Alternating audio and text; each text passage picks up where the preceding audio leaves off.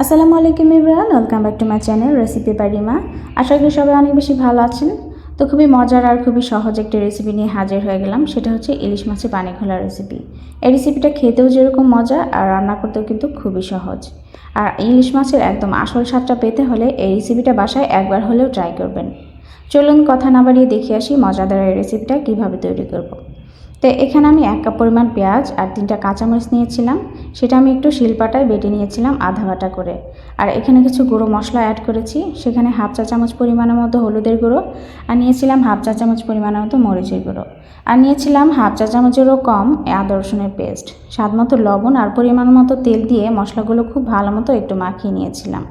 মশলাগুলো মাখানো হয়ে গেলে আমার ধুয়ে রাখা সেই ইলিশ মাছগুলো আবারও মশলার সাথে একটু মাখিয়ে নিলাম। তারপর একটু খুব বেশি করে পানি দিলাম যেন একটু পাতলা ঝোল থাকে। ঢাকনা দিয়ে ঢেকে চুলায় বসিয়ে দিলাম বলক তোলা আসা পর্যন্ত। তো বলক চলে আসলে মাছগুলো এভাবে আমি উল্টে দেব।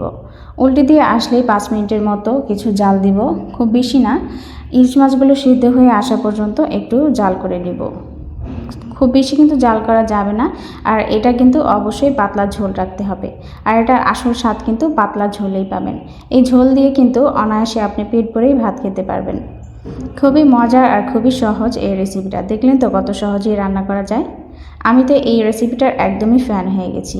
আপনারা অবশ্যই কিন্তু বাসায় একবার হলেও ট্রাই করে দেখবেন, ইনশাল্লাহ অবশ্যই বেশি ভালো লাগবে। আর ভালো লাগলে অবশ্যই আমার চ্যানেলের পাশে থাকবেন, লাইক এবং শেয়ার করতে কিন্তু একদমই ভুলবেন না।